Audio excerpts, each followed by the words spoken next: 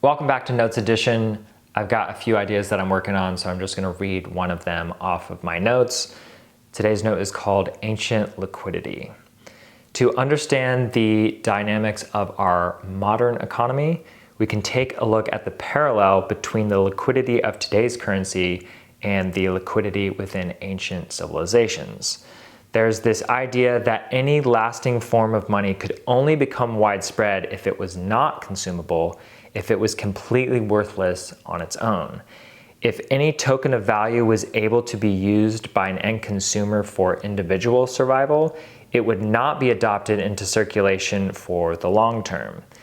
If corn is valuable because it can be eaten, the consumption of the good removes that supply from circulation, while the money used for the exchange remains. A consumer good can temporarily enter circulation, but the rate of sales increases of any good typically slows down over time due to overproduction, satisfying the need in the market as a whole, offsetting any scarcity or desirability for that good. Technological advances in production allow more producers to produce higher volumes at lower labor costs, increasing supply to outpace demand. In many cases, price may remain the same for a particular product due to relative increases in the supply of currency, despite the fact that the product is losing value against other scarce assets or other consumer goods. If you overproduce a consumer good, you end up needing less of it. However, if you overproduce currency, you actually end up needing more of it to keep a market economy active. Because it can't be consumed, the overproduction of currency causes a buildup of supply, ultimately leading to its own devaluation in relation to the limited supply of other goods and services.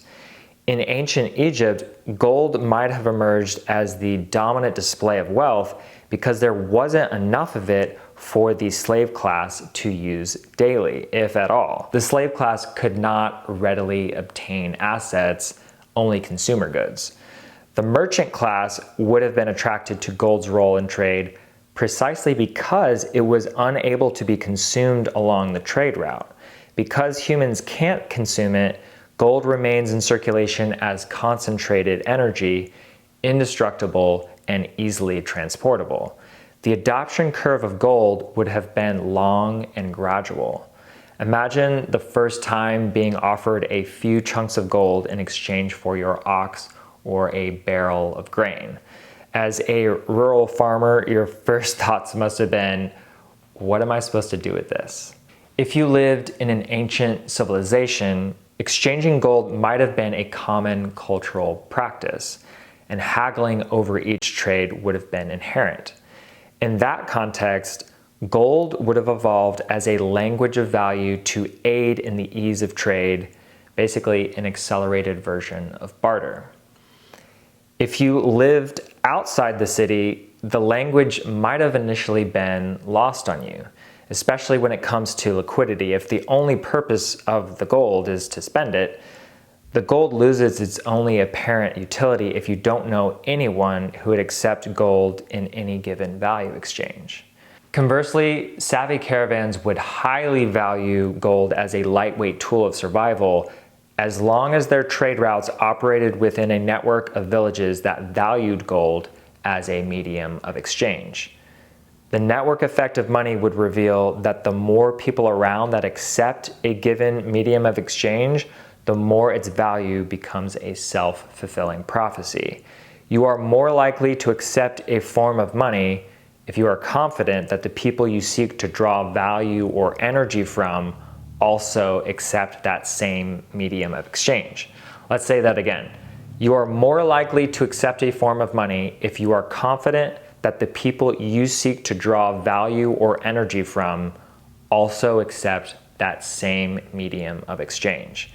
So let's say a village on the outskirts of civilization refused to appropriately value gold.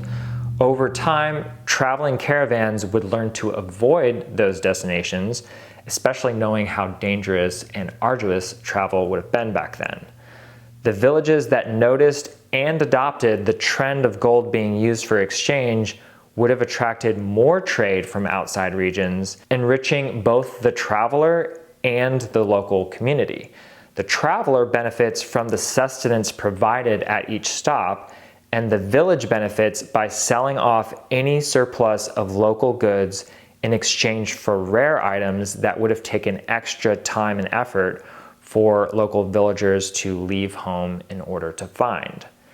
Once a community noticed it was falling behind in the gold market, they might have started to accept gold the 10th or 20th time a merchant came to town expecting to buy or sell in gold terms.